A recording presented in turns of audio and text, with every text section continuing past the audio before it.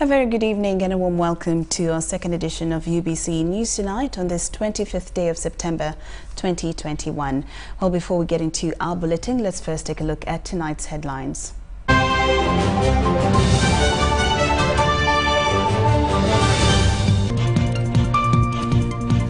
In tonight's headlines, Land Minister hands over land titles to Mbale residents. Flooded roads hamper minister's maiden tour. Northern Uganda offers 4,000 acres for industries. And government to build new sports facilities.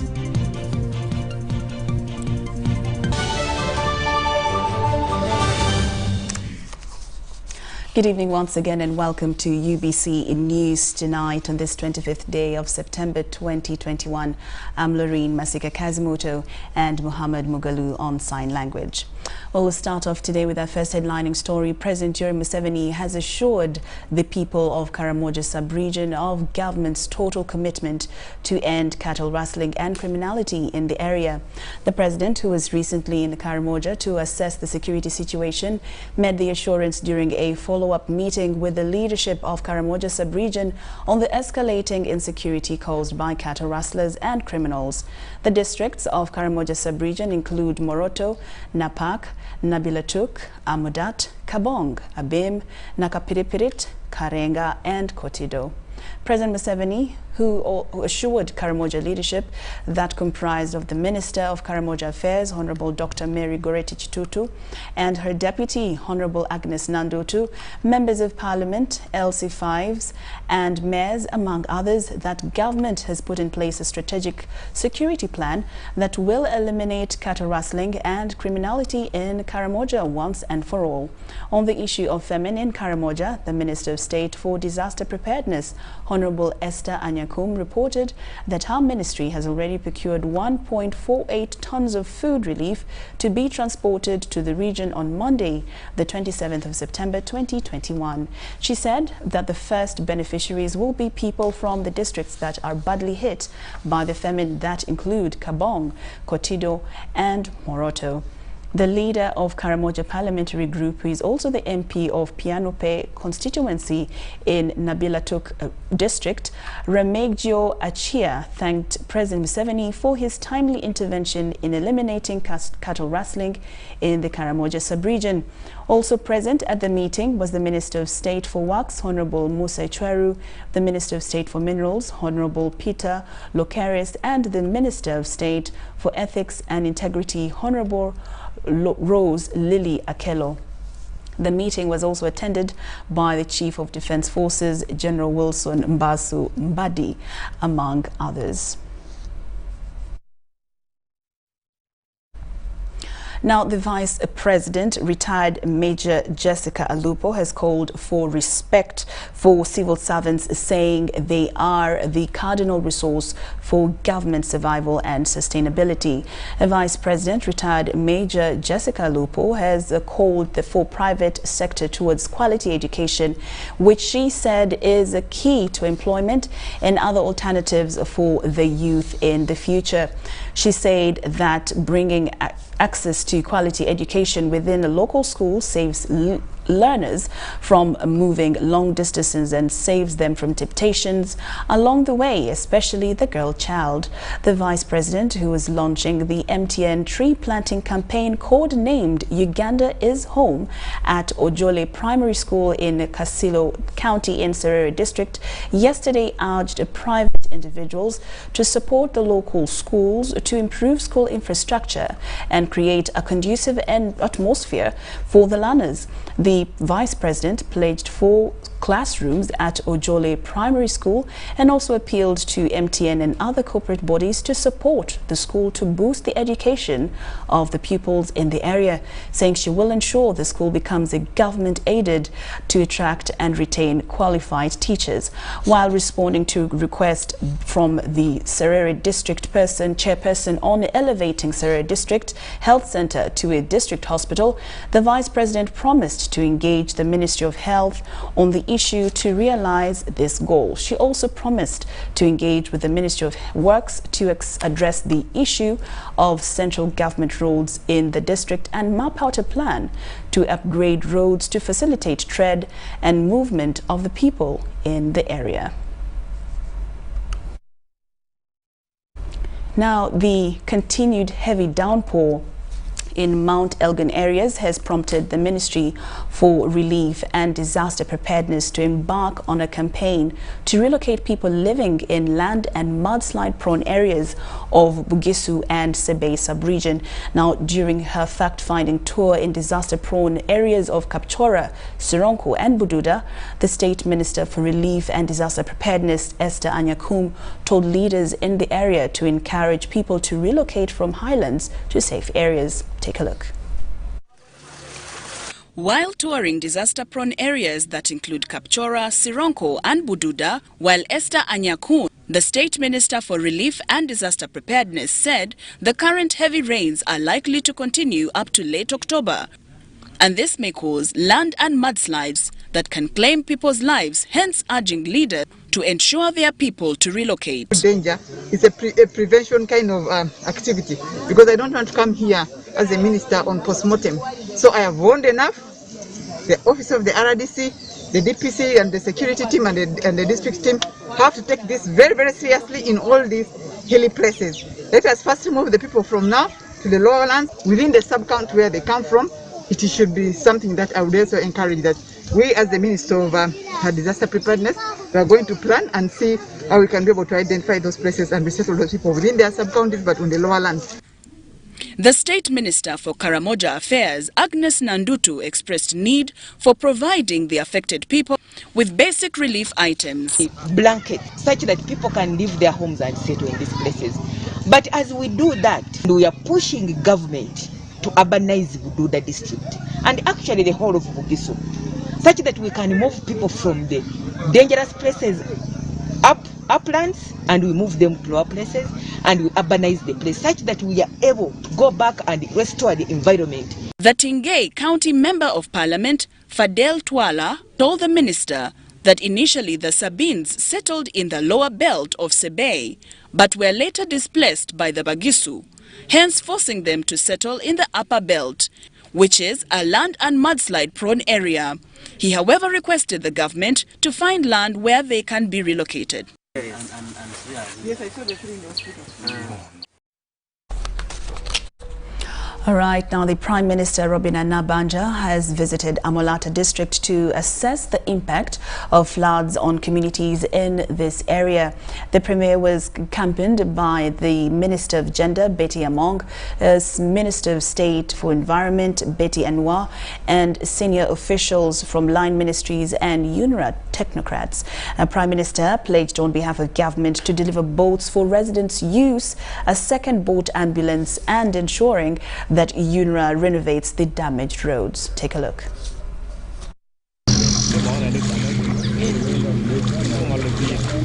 This is Jane Ocheng, a resident of Anamwanyu B Parish, Awelo Sub-County, in Adiogombaro village, a flood-affected area in Amolata district.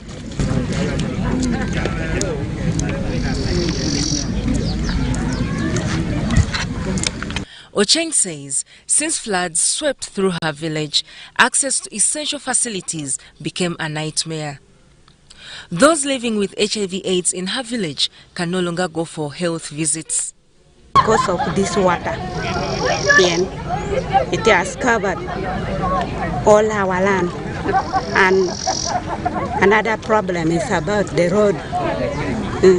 Like this one, take us to the hospital. The small hospital is there, health center 3, health center 2. But now there is no way to go up to there because of this water. They go like people of HIV. Some people were to get the medicine from Amolata Health Center. Now they cannot go because of this water, no road to go up to there. And it has covered the place we were to do our business. No business. This scenario prompted the political leadership of Amolata district to invite Premier Robina Nabanja to visit them with hope of addressing their plight.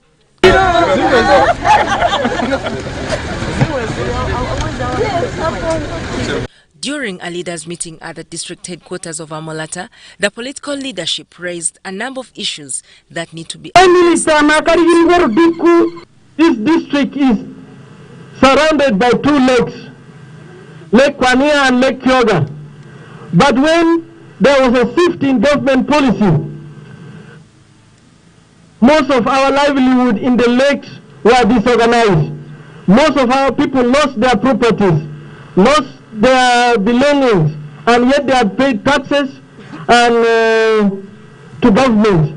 We kindly request that the source of livelihood for the people that used to depend on lake fishing has been disorganized. Among pledges to be fulfilled in financial year 2024-2025, Premier Nabanja explained that government will construct roads in the district to ease transportation. We have gone in other parts of the country where floods have affected negatively the communities. Amolata is not exceptional. We are going to help them. One, we have been sending food. We have been sending food here, and you heard them thank me. We are going to send them other supplies. But most importantly, this time round, we have a community that was cut from the its mother sub-county. Though it is a new sub-county, we shall put a health center there. And then we shall also make sure that we continue to mobilize, especially UNRA, to work on their roads. The other roads, I think, they are a gone case. But the other sections where the water level is still quite high, we have linked up with the district, and we have identified alternative routes in the meantime, so that we can develop the alternative routes for people to use as we try to look for a long-term solution. Meanwhile, while on tour of the affected villages of Awelo, Achi, Amputi, and Akwong, Nabanja contributed 2.8 million to residents for buying seedlings for the next season. Each home will get 40,000.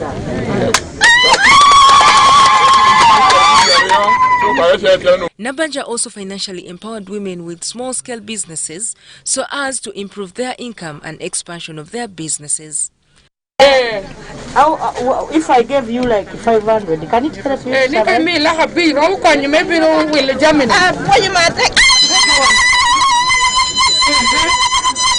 Reporting for UBC TV News, Helen Barbara, Gizamba.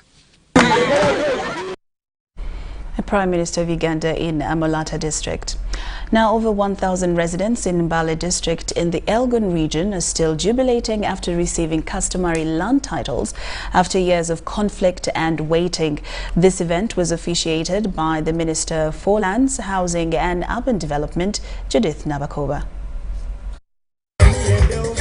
The process of surveying and mapping out the beneficiaries of this project by the Lands Ministry began in 2019. At first we faced a bit of resistance, but through cordial and strong relationships with the leadership. Though it has encountered many challenges along the way, prompting further delays, the good news is that finally residents have smiled.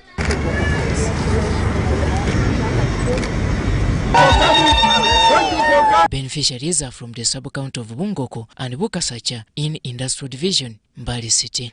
We are grateful to our partners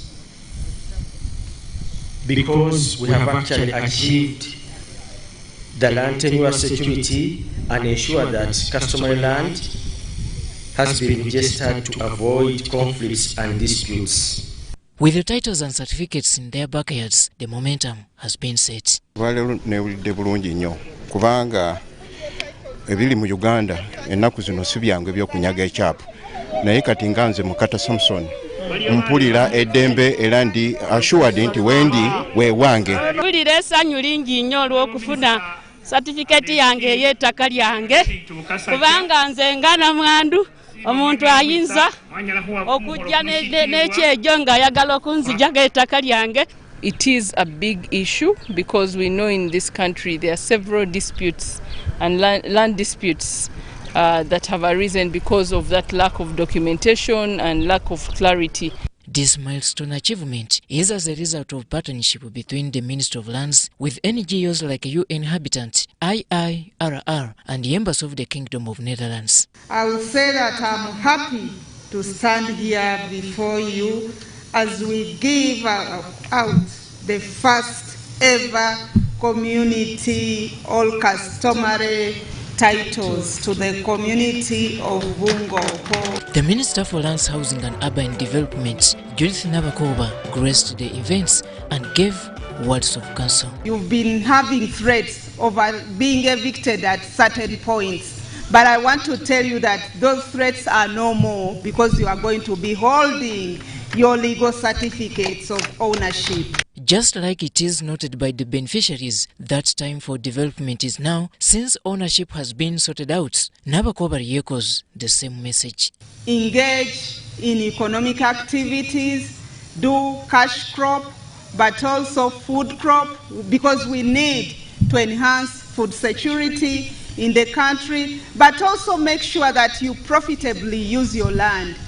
Don't leave it exposed to grabbers, because at times we take long to clear our land and any land grabber who passes around thinks it's free land. The maiden beneficiaries were drawn from all walks of lives, such as orphans, widows, youth, women, and elderly, among others.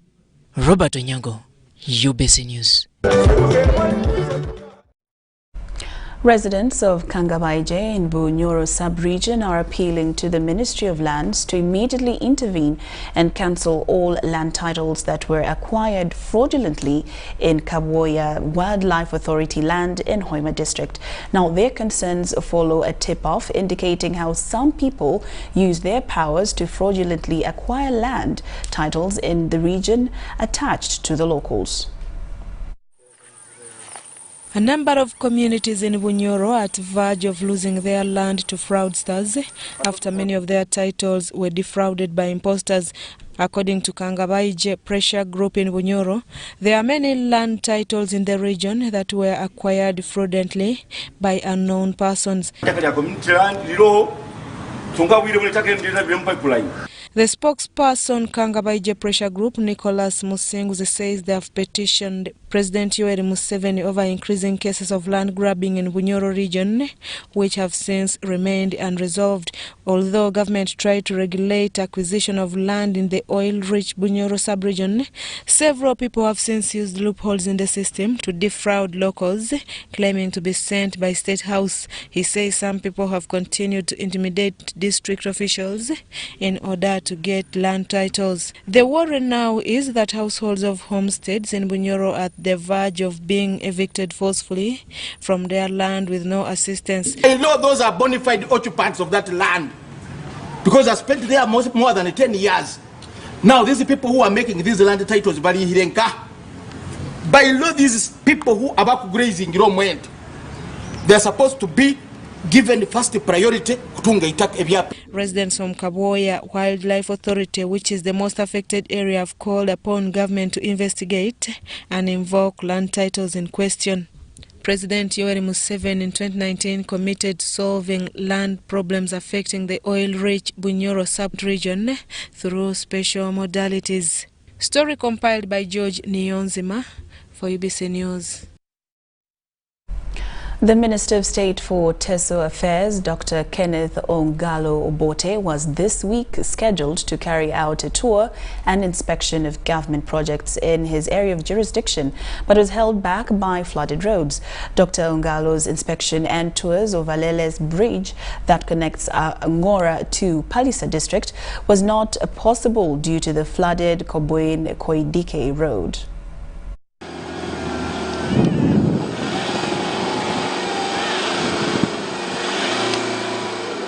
Heavy rains have disrupted the Minister of State for Teso Affairs, Dr. Kenneth Obote's familiarization tour and inspection of government projects in the 13 districts that make up the sub-region.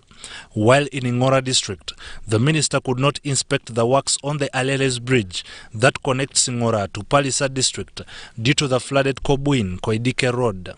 The Minister of Works is already working on a bridge ahead. The challenge now remains this road, which is a district road, but which obviously is beyond the capacity of the district to handle. The area local leaders want the road elevated to central government to avert future shoulder work by contractors. At the moment, the poor works on the road has caused over flooding, which has damaged crops at the nearby gardens. The flooded and slippery roads could not allow the minister to proceed to an incomplete bridge that has taken ages. He, however, managed to inspect Gawa small-scale irrigation scheme and Kapuai Women's Livestock Rearing Group in Ngora district.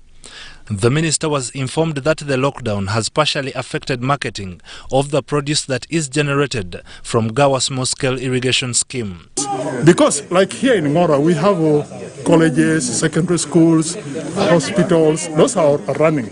But especially the secondary schools and the colleges were our biggest consumers of what? Of the vegetables, tomatoes, cabbage, onions, green pepper, and the rest eggplant.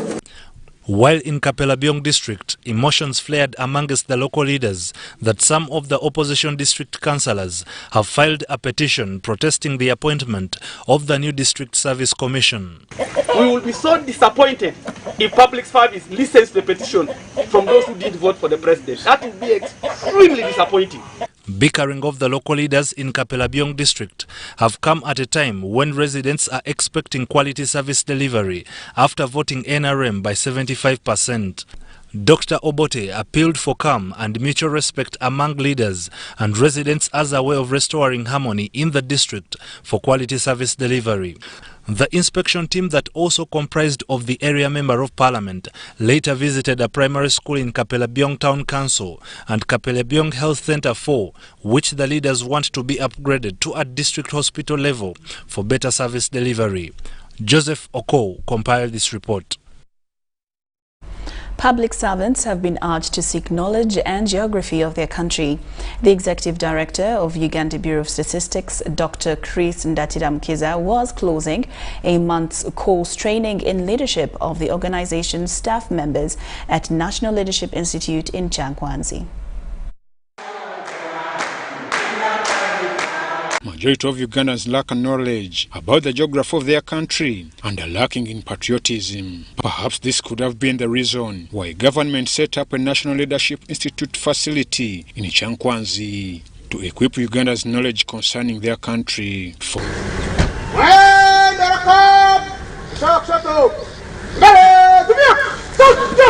47 staff members of Uganda Bureau of Statistics were part of the Ugandans who have been attending a months-long course at the Leadership Institute Chankwanzi.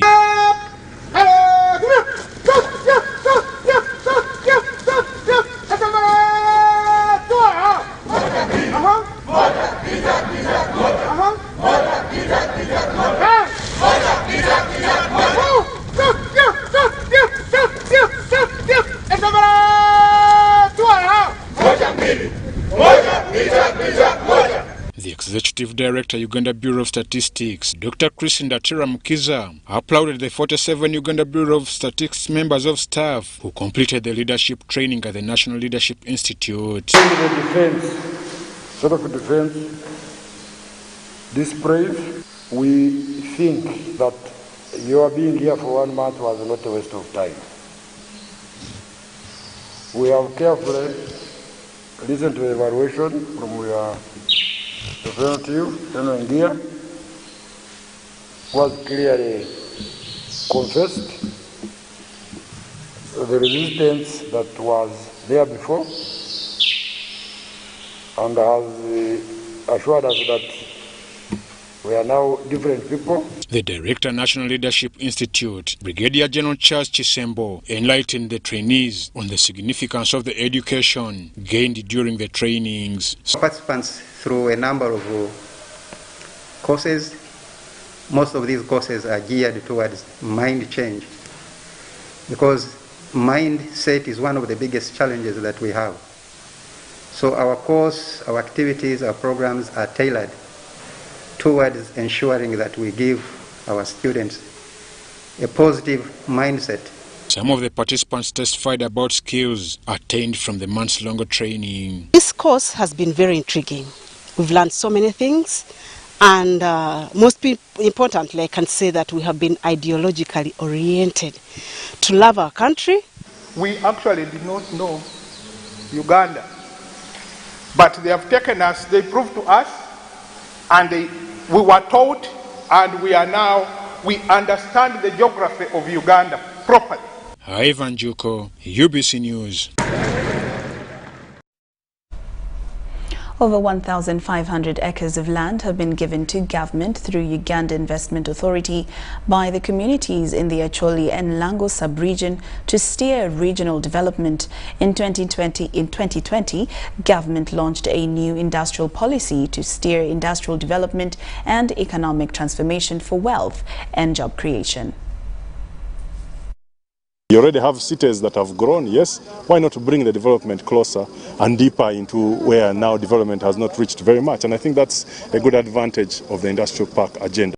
A policy geared towards setting up at least 25 industrial parks across the country by 2025 was agreed on in 2020. The regional industrial parks, however, require unencumbered chunks of land.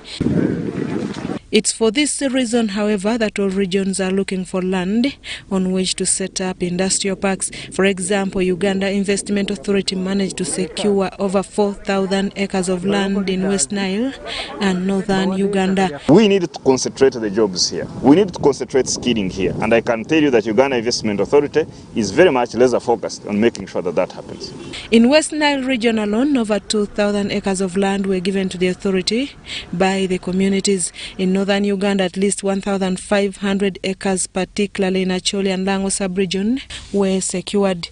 At least 300 acres of public land were secured in Dam village in LEERO city, with 200 acres yet to be approved. It is exciting that we shall be having electricity cheaply, we shall be having good roads. 1,200 acres of land were secured in Aruda Biro village in Dokolo Town Council and a total of 90 acres in Kona Kamdin. The land in LEERO East was public land belonging to the local council, while the one in Biro was being used by prisons for agriculture. We are not picking and choosing. Let the community choose the land. We don't mind where it will be, as long as it is not encumbered and not in a swamp. Then we bring the infrastructure and ensure that place is developed and investors come here. The development of industrial parks is going to be spearheaded by the Uganda Investment Authority in partnership with the National Enterprise Corporation. We are looking forward supporting Uganda Investment Authority with the requisite money that they need to build the 25 industrial parks. The land in question was identified on basis that some was public land and other free of impediments. Nonetheless, local leaders in the region have tasked government to speed up the process to avoid leaving land idle that might cause loggerheads with communities. They also tasked the authority to streamline the criteria of apportionment of land to investors and selection of investors. It also adds confidence in the community that each time government is saying they are coming to do something, they really mean it and they do it on time. Minister for Finance in charge of investment, Evelyn Anite, has promised to push for suitable incentives that will attract and support local investors. Now, with this strategy of encouraging and waking up the people who have money and they're local, and the Ugandans in the diaspora who have money, I can assure you a manufacturing sector of value addition is going to suit up. It's worth noting, however, that all the land given to the government through Uganda Investment Authority was given at will by communities. Uganda Investment Authority is yet to tour other sites in other regions, including Central Region. Susan Naonga reporting for UBC TV.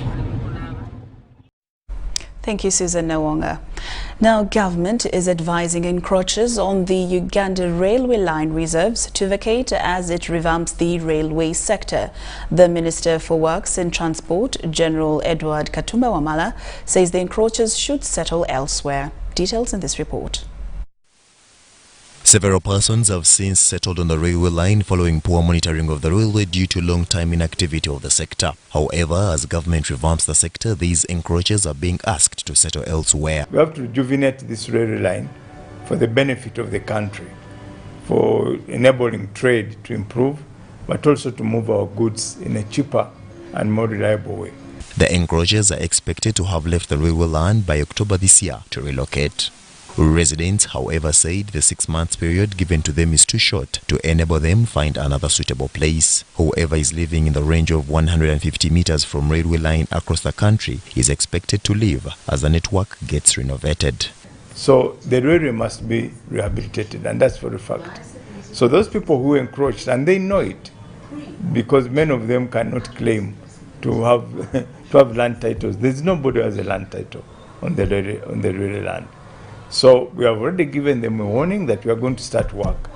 So we shall talk to them, we shall continue talking to them and discuss. We don't want to highly disrupt their lifestyle, but at the same time, we need our project to go on. Story compiled by Frederick Idia for UBC News. Government, in partnership with developmental partners, have been commended for the efforts aimed at developing Kalangala district. Water transport and power extension are some of the developments that are now clearly visible in the district. However, the district is choking on teenage pregnancies due to COVID-19 pandemic that necessitated a lockdown.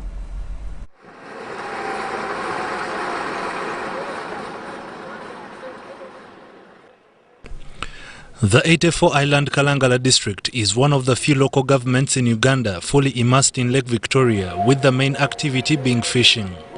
But despite this fish endowment, the area is choking on teenage pregnancies, with over 50% of these reported during the COVID-19 pandemic lockdown.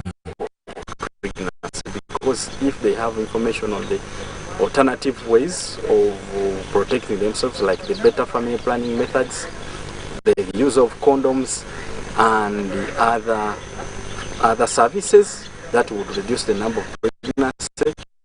Then there is poverty in the homes. During this time of lockdown, many families have been suffering because of reduced incomes, since so many things have been now locked down. So many young girls resorted to sleeping with men who can have some money for them to survive. And this has in our first Mary Stops Uganda, Ministry of Health, UK Aid among other development partners to visit the area to create awareness on reproductive health among the islanders. A number of activities including dialogues have been held in Kalangala district, where teenage pregnancies reported to be over 50%. The conversations are aimed at sensitizing the girl child and communities about the importance of family planning. The head of communication and policy, Mary Stops Uganda, Faith Charteka, commended government for the developments among the islanders. We have also seen that because of COVID and the high school dropout rate nationally, there's an increasing level of teenage pregnancies. We keep seeing the media reporting, these figures all the time, and therefore we are concerned as partners, and we definitely need to put in place interventions to reduce this. The Assistant Commissioner, Adolescent and School Health, Ministry of Health, Dr. Diana Nachiganda, cautioned young girls against engaging in activities that might lead them into teenage pregnancies or even acquiring HIV and AIDS. Some of you, and we've seen, because of the various statistics here in Kalangala, so many young children have become pregnant, but not only in Kalangala, everywhere else. Once you've decided that for you, you cannot use your brain and you cannot abstain, then be faithful. Being faithful means if you've chosen to be pregnant at an early age with your boyfriend or your husband, please keep to them only, because we also don't want you to become pregnant. While in Kalangala, they participated in several dialogues with young girls, women and political leaders at Brevard Beach Hotel in Kalangala. Salongo Freddy Kasibante compiled this report. UBC News Tonight. Now, Busitama University Faculty of Health Sciences has joined the search for COVID-19 pandemic cure. Now, the Principal Investigations, Natural Products and Drug Research, Busitama University, Samuel Baker Obakiro, says they have already completed basic laboratory work required. Busitama University is inching on finding a cure for the deadly coronavirus. The Faculty of Health Sciences in Mbale City campus is preparing the product to treat COVID-19 using local medicinal plants harvested from Teso, among other areas in the eastern region of the country. The Principal Investigator, Natural Products and Drug Research Group, Busitama University Faculty of Health Sciences, Samuel Baker Obariko, says the product is sponsored by the Presidential Scientific Initiative on COVID-19 pandemic. Finished the basic laboratory work that is required, and we are preparing our documentation for submission to preside to launch a clinical trial that will evaluate the efficacy and safety of this product. We believe we had some challenges, especially logistic challenges in buying some chemicals that are required to make this product, but we thank the government that has fast-tracked the process. Our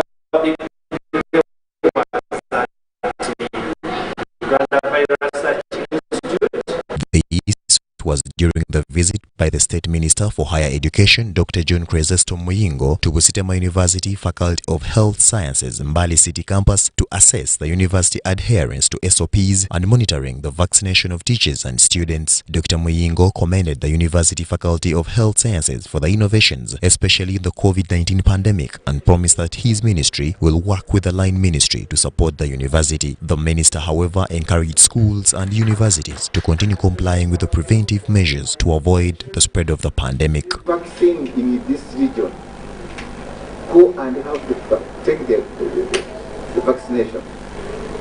If you can have all my teachers, all our lecturers, everybody vaccinated, we shall have no problem of even ever think about closing our institutions again. The country director said Global Health, Dr. Bonaventure Ahaisibwe, promised to continue partnering with government universities to train health professionals to ensure access to quality maternal services. Full infection prevention and control with the current student to faculty ratio, if all schools are open, and equally if the other, for example, right now, you find that a teaching hospital like Mbale is used by about 6. The Vice-Chancellor, Busitama University, Professor Paul Wako, appealed to the Ministry of Education to support students studying online because they are facing several challenges. The minister was accompanied by officials from the National Council for Higher Education and toured the university and Mbale City Regional Referral Hospital. Story compiled by Salon Kasibante for the UBC. UBC News Tonight takes a short break, but we'll return with more stories. Don't move an inch.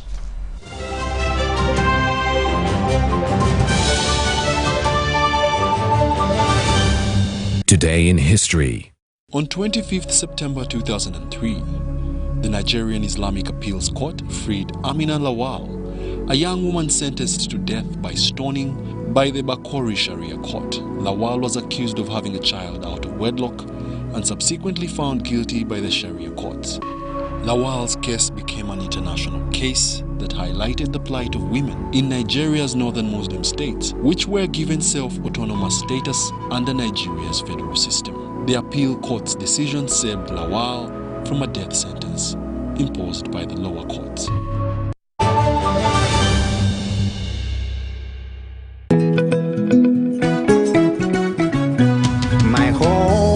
I smile when I think of you, Uganda, my home.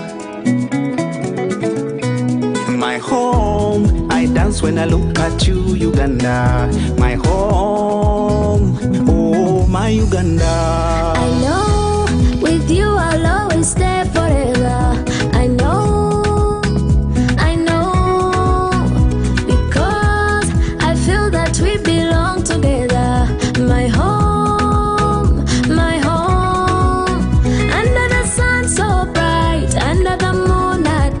On my heart, mommy, oh my Uganda. Yeah.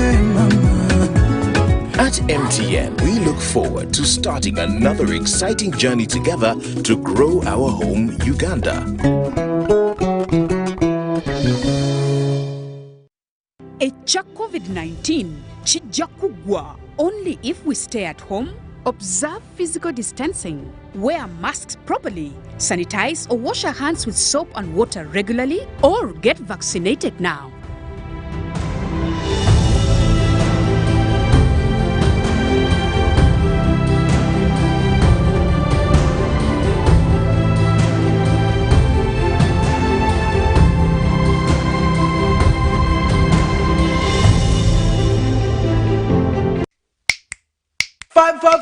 Five times the winning, yeah. 5 times the happiness, yeah. 5 times the luckiness, yeah. 5 for 5, oh yeah. It's 5 for 5. 5 for 5. 5 times the money, yeah. 5 times the shopping, yeah. 5 times the prizes, yeah. 5 for 5, oh yeah. It's 5 for 5. 5 for 5. Win 100,000 Uganda shillings weekly in the 5 for 5 jackpot. Simply download the Center mobile app. Click Center on the go to open your account. Online, transact 5 times or more using Center mobile, Center Visa, and Center agent to stand a chance to win. The more you transact, the higher your chances of winning. So, participate in the 5 for 5 jackpot and win millions in daily and weekly prizes. The 5 for 5 jackpot is brought to you by Centenary Bank, our bank. Centenary Bank is regulated by the Bank of Uganda. Customer deposits are protected by the Deposit Protection Fund. My home, I smile when I think of you, Uganda. My home. My home, I dance when I look at you, Uganda. My home, oh my Uganda. I know with you I'll always stay forever. I know, because I feel that we belong together. My home, under the sun so bright, under the moon at night, on my heart, mommy, oh my Uganda. Hey mama. At MTN, we look forward to starting another exciting journey together to grow our home, Uganda.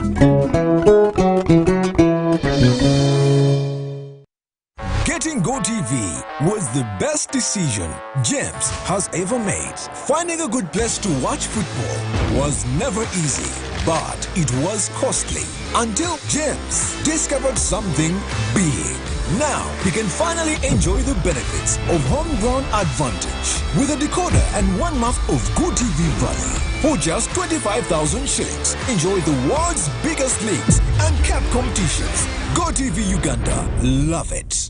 Brought to you by Transact 5 times or more using Center Mobile, Center Visa, and Center Agent to stand a chance to win. The more you transact, the higher your chances of winning. So, participate in the 5 for 5 jackpot and win millions in daily and weekly prizes. The 5 for 5 jackpot is brought to you by Centenary Bank, our bank.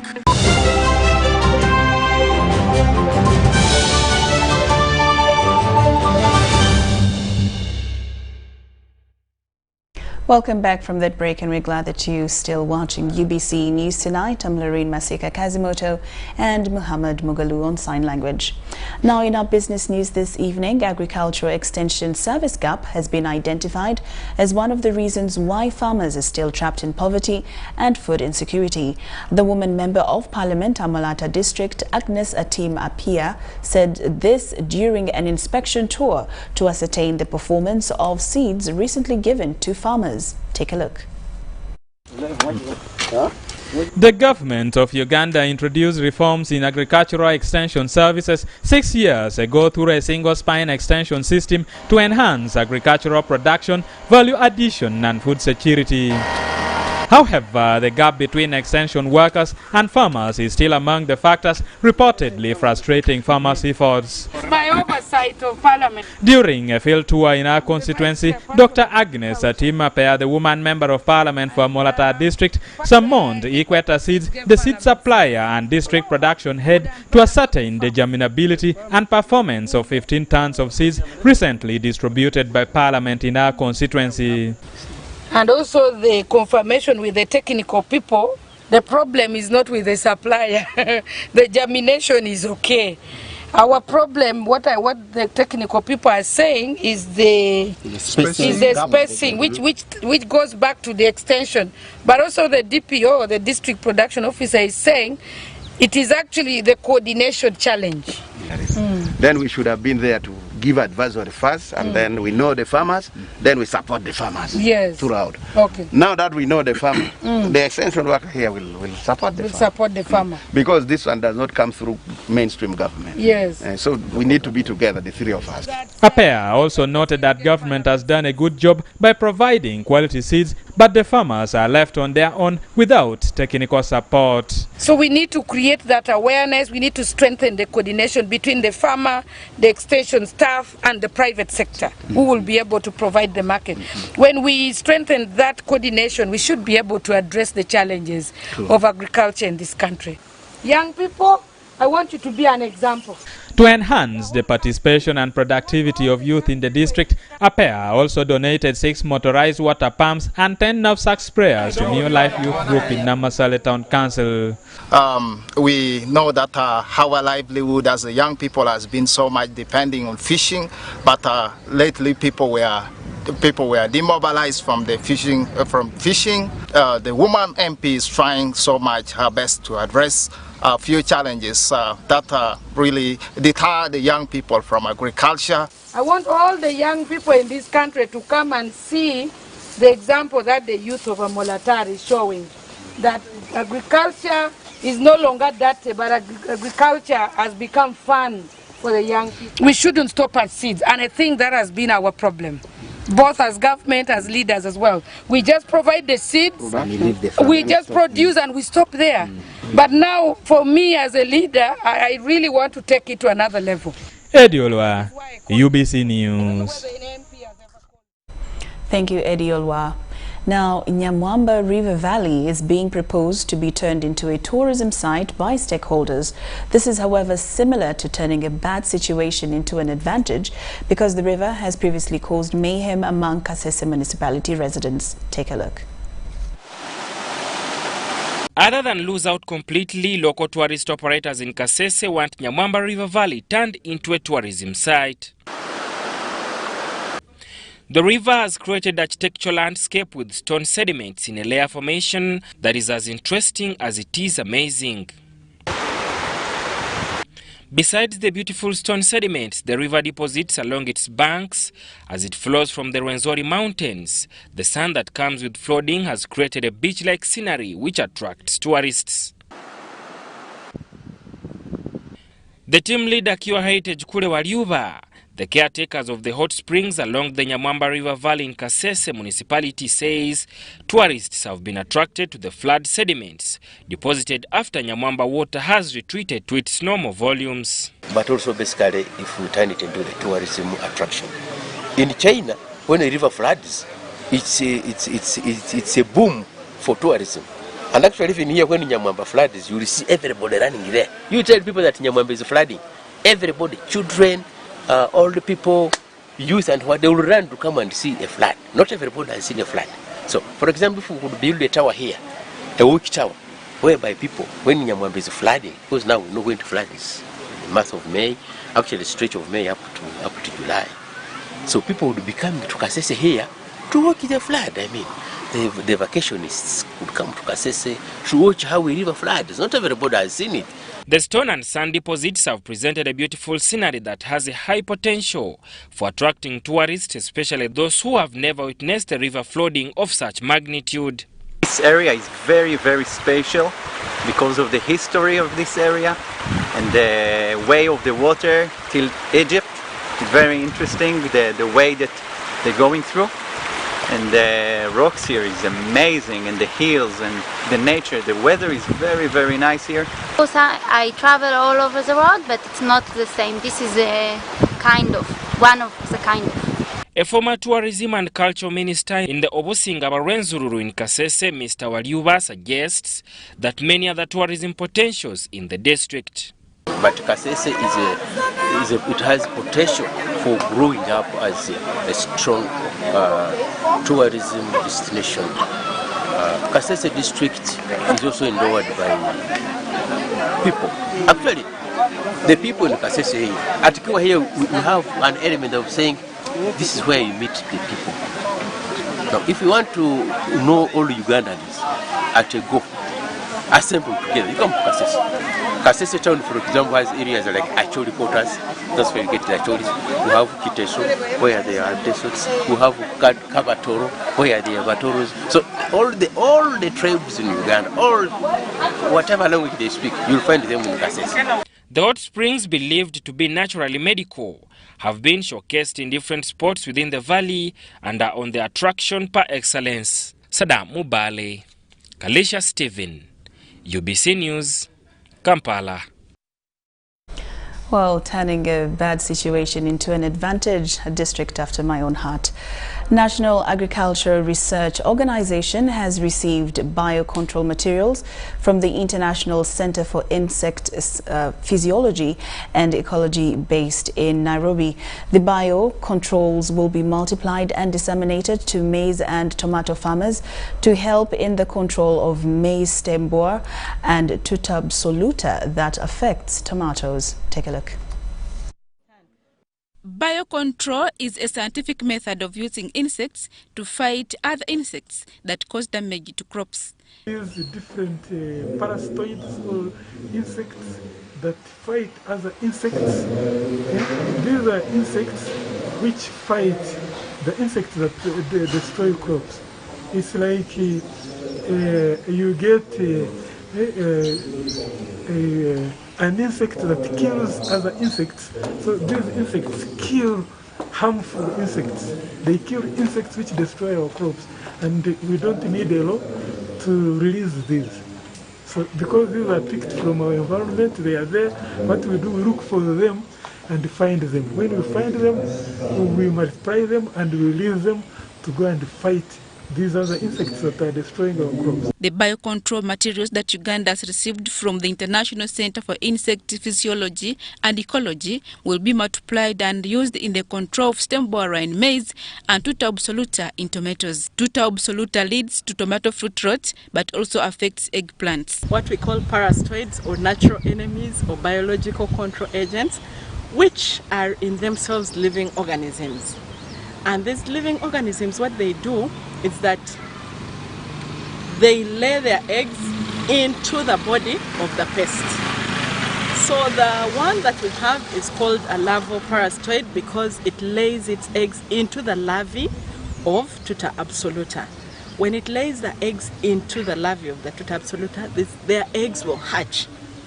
And when their eggs hatch, they feed on the larvae itself. In the inside, the larvae will be moving, but it is slowly being eaten up because of the presence of the parasitoid inside it.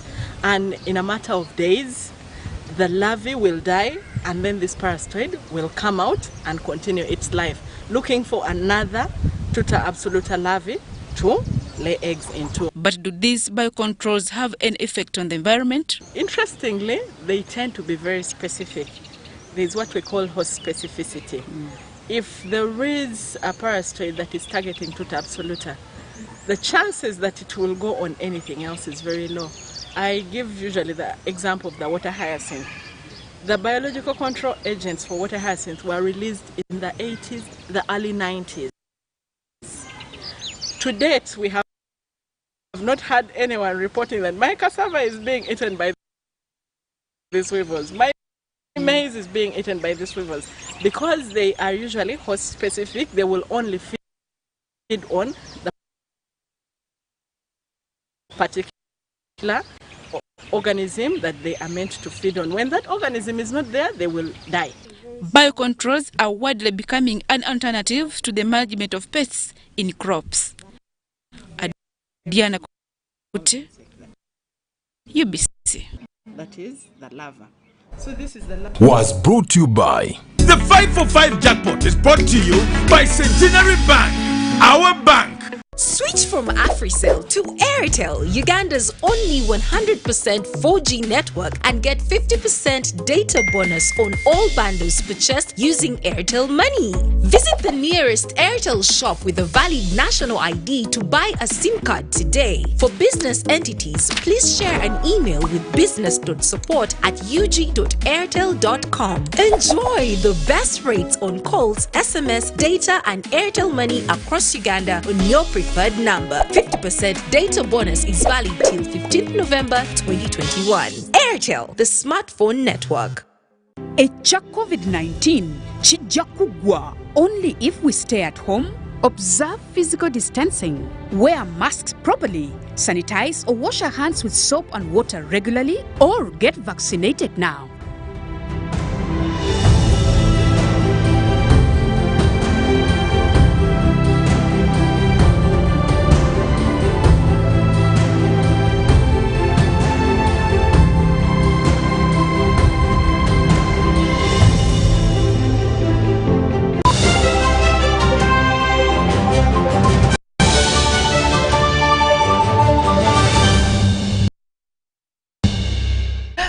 Welcome back from that break, and now into sports news. Government's commitment to improve and increase sports infrastructure in the country is nearing fruition.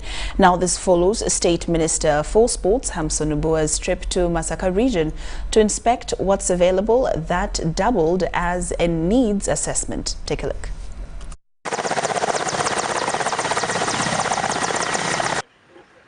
As part of the securing the future of many Ugandans, the State Minister for Sports Hamson Ubuwa has today spent time in Masaka to tour sports facilities.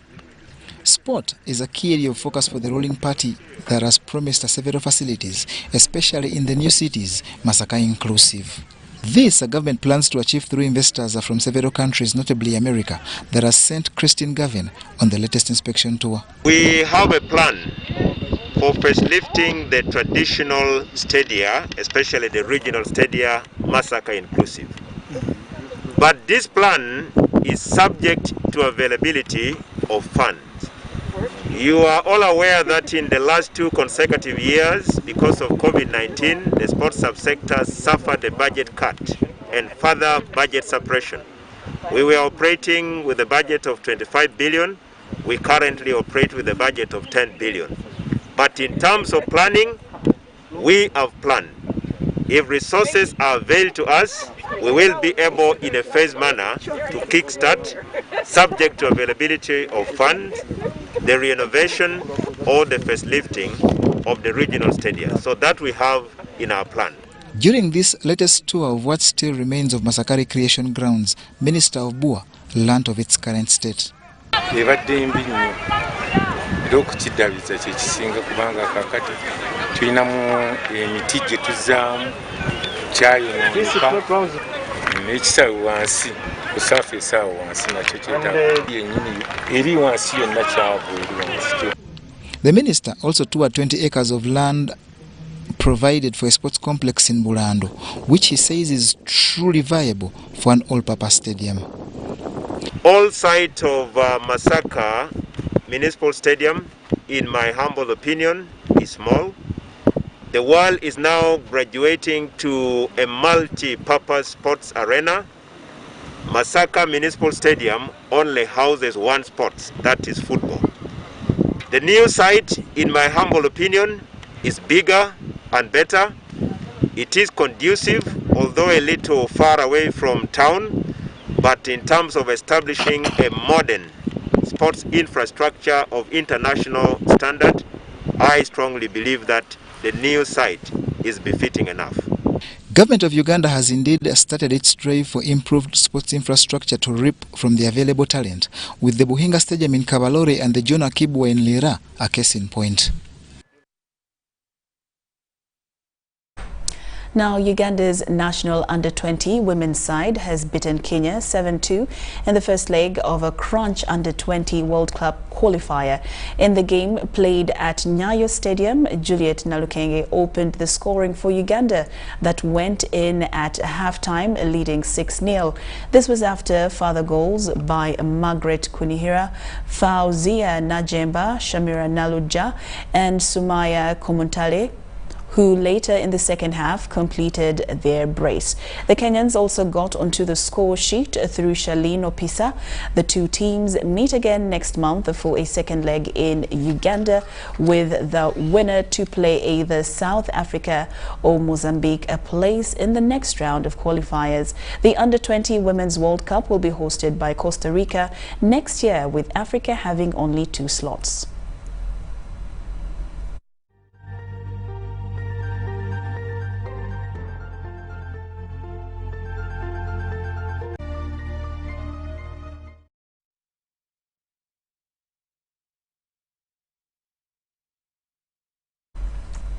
All right, now Jacob Kiplimo and Annette Chelangat have won the respective gender categories at the National Mountain Running Championship hosted in Kapchora.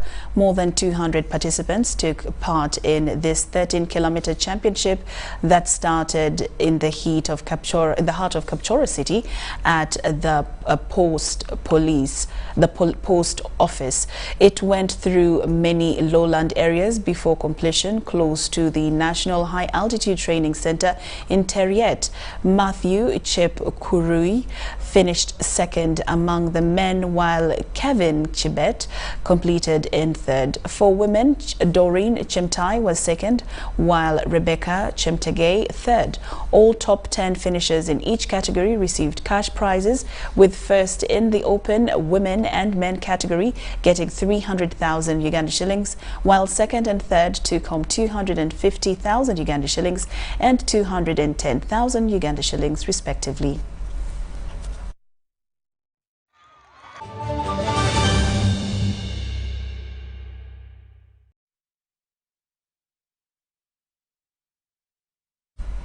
We'd like to thank you so much for your company this lovely evening. Do enjoy the rest of the night.